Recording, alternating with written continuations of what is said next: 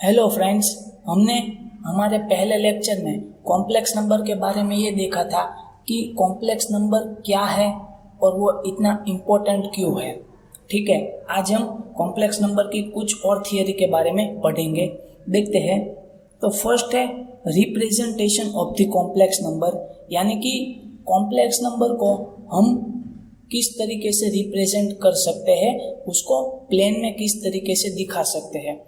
मान लीजिए कि हमने क्लास 9 और 10th में पढ़ा था कि ये है हमारा कार्टेशियन कोऑर्डिनेट सिस्टम, ये हो गया एक्स एक्सिस और ये हो गया वाई एक्सिस। उसकी ही तरह ये है कॉम्प्लेक्स प्लेन, जिसमें हॉरिजॉन्टल एक्सिस है इसको बोलते हैं रियल एक्सिस और जो वर्टिकल एक्सिस है उसको बोलते हैं इमेजिनरी एक्सिस। अब जो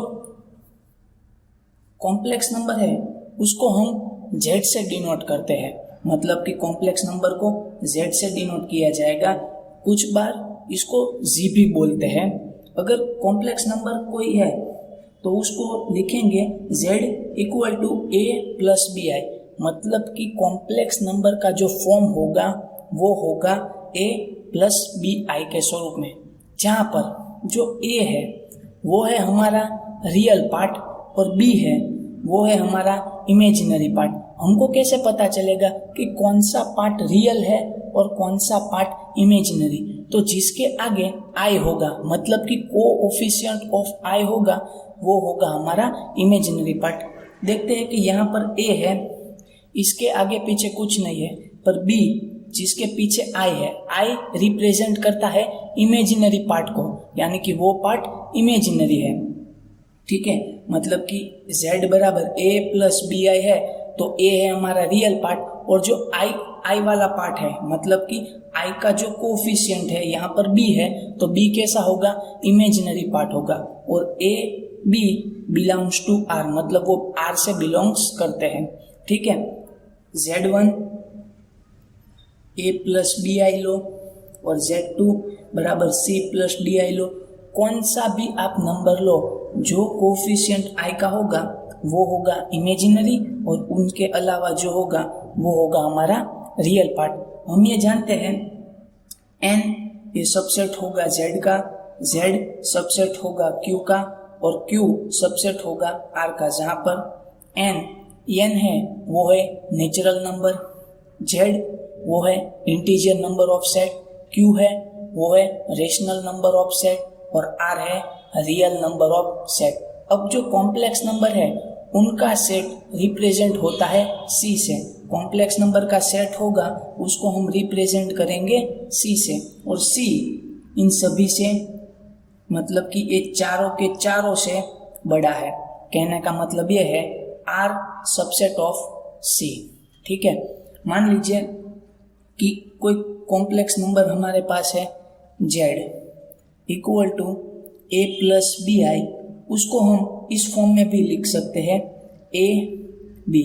ठीक है, a यानी कि ये x एक्सिस पर, रियल एक्सिस पर डिनोट होगा, और b है वो इमेजिनरी एक्सिस, यानी कि यहाँ पर हम y भी बोल सकते हैं, तो y पर वो डिनोट होगा। ठीक है, अगर z है 1 प्लस 2i, तो इसको किस तरीके से लिखेंगे? 1 और 2, z इक्वल टू 1 और 2। यहाँ पर ये भी पता चलेगा कि जो पहला है वो रियल होगा और दूसरा है वो इमेजिनरी, तो 1 प्लस 2i बराबर, इसको 1 और यहाँ पर 2 यहाँ पर होगा, मतलब कि ये पॉइंट डिनोट करेगा 1 2, यानी कि 1 प्लस 2i। अब मुझे 3 5 यानी कि 3 प्लस 5i को इस कॉम्प्लेक्स प्लेन में दिखाना है, तो यहाँ पर हो गया 3 और यहाँ पर हो गया 5। इस तरीके से यहाँ पर कहीं पर आएगा 3 5। उसी तरीके से अगर z इक्वल टू -1 यानी कि -1 माइनस i को रिप्रेजेंट करना है, तो x अक्ष पर ये हुआ -1 और इमेजिनरी अक्ष यानी कि y अक्ष पर हुआ यहाँ पर -1, तो यहाँ पर आएगा -1 या फिर -1 माइनस i।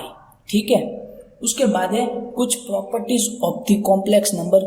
उनमें से पहली प्रॉपर्टी है इक्वालिटी की, यानी कि अगर complex number Z1 equal to A B है, ए कोमा बी है, और Z2 equal to C comma D है, और हमें ये दिया गया है कि ए और सी इक्वल है, उसी तरह से बी और डी इक्वल है। क्या दिया है? ए और सी इक्वल है और बी इक्वल टू डी है। तो फिर Z1 इक्वल टू Z2 होगा, यानी कि दोनों जो नंबर है, दोनों कॉम्प्लेक्स नंबर है, वो मैच हो गए, वो एक दूसरे के साथ मैच हो गए। दूसरी बात एडिशन है। ये जो सारी की सारी प्रॉपर्टी है वो बेसिक एल्जेब्रिक प्रॉपर्टी ही है। एडिशन किस तरीके से होगा? तो फिर सुनो कि Z1 है a प्लस बी आई और Z2 है c प्लस डी आई, तो रियल पार्ट के साथ रियल पार्ट की एडिशन होगी और इमेजिनरी पार्ट के साथ इमेजिनरी पार्ट की। ठीक है, तो हमें ये पता है कि जो पहला है वो रियल होता है और जो कोमा के बाद का है, जो दूसरा है, वो होता है इमेजिनरी। तो फिर पहले के साथ पहले का एडिशन मतलब a प्लस सी होगा, a plus C comma b plus D, b plus D. इसको हम लिखेंगे इस फॉर्म में a प्लस बी आई, तो कैसे आएगा? a plus C plus I b plus D. ठीक है, इस तरीके से भी हम इसे लिख सकते हैं। उसके बाद है मल्टीप्लिकेशन। तो मल्टीप्लिकेशन देखिए किस तरीके से होता है कि a कोमा b का मल्टीप्लिकेशन c कोमा d के साथ। तो पहला होगा a का c के साथ मल्टीप्लिकेशन, उनमें से सबट्रैक्ट होगा b का d के साथ। फिर दूसरा वाला मतलब कि ये पार्ट होगा, ये रियल होगा, और अब इमेजिनरी क्या होगा? a का d के साथ और b का c के साथ। अब ये कहाँ से आया? ठीक है, मतलब ये यहाँ पर जो प्रॉपर्टी दी है उसको याद रखने की कोई ज़रूरत नहीं है, हम देख लेते हैं कि वो कहाँ पर से आई है। मान लीजिए कि हमारा कॉम्प्लेक्स नंबर है a प्लस बी आई।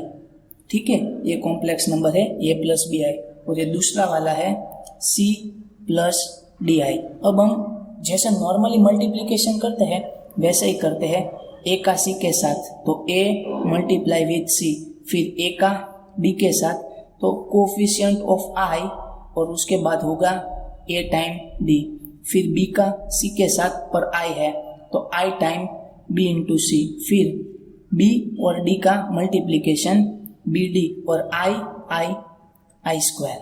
ठीक है, अब हम जानते हैं कि i स्क्वायर इक्वल टू होगा -1, तो a c प्लस इन दोनों में से हम i कॉमन लेते हैं तो क्या होगा?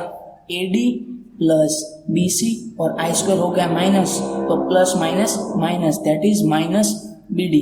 तो लिखो A C minus B D जो है real part, plus I time A D plus B C जो है इमेजिनरी पार्ट। तो ये देखो A C minus B D यहाँ पर है, ऐसे minus B D plus imaginary part A D plus B C, तो यहाँ पर है A D plus B C. ठीक है, मतलब कि ये चीज़ जो ये मल्टीप्लिकेशन की प्रॉपर्टी है वो याद रखने की ज़रूरत नहीं है। जैसे हम मल्टीप्लिकेशन करते हैं, ठीक है, जैसे नॉर्मल अलजेब्रा में हम मल्टीप्लिकेशन करते हैं, बिल्कुल वही तरीके से मल्टीप्लिकेशन होगा। ठीक है, देखते हैं कुछ और अलजेब्रिक प्रॉपर्टी। पहली है द क्लोजर प्रॉपर्टी। कहने का मतलब ये है कि अगर Z1 कॉम्प्लेक्स नंबर है और Z2 कॉम्प्लेक्स नंबर है और उन दोनों का हम अगर एडिशन ले या सब्ट्रैक्शन ले, ठीक है, दोनों कॉम्प्लेक्स नंबर है, उन दोनों का एडिशन ले या सब्ट्रैक्शन ले, वो दोनों भी कॉम्प्लेक्स नंबर ही होंगे। ठीक है, मतलब if for all Z1 and Z2 belongs to C then Z also belongs to C। ठीक है, यानी कि Z1 और Z2 अगर कॉम्प्लेक्स नंबर है तो उनका एडिशन या फिर उनका सब्ट्रैक्शन भी Z ही होगा, मतलब कि वो भी एक कॉम्प्लेक्स नंबर ही होगा। दूसरा लो है द क्यूमुटेटिव प्रॉपर्टी, यानी कि Z1 उनमें Z2 ऐड करें या फिर Z2 में हम Z1 ऐड करें, वो दोनों एक ही होता है।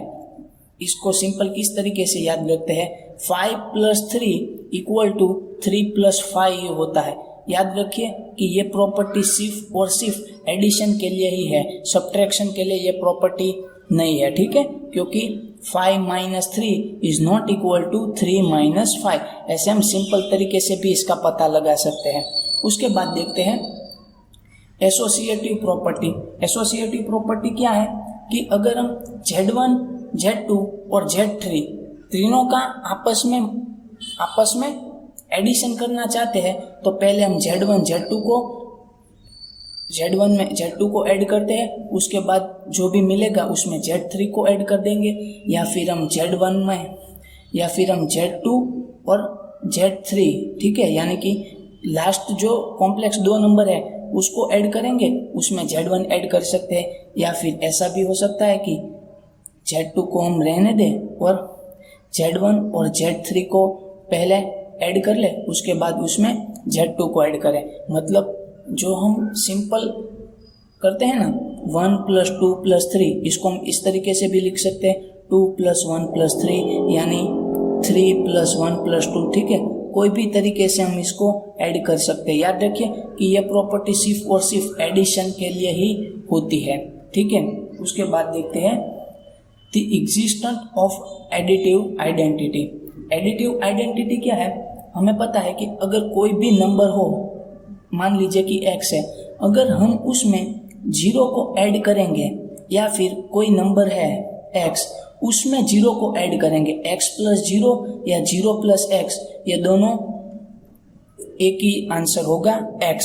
उसी तरीके से अगर हमारे पास कोई कॉम्प्लेक्स नंबर है z, उसमें हम 0 को ऐड करेंगे, ये 0 यानी क्या होगा 0,0, ठीक है,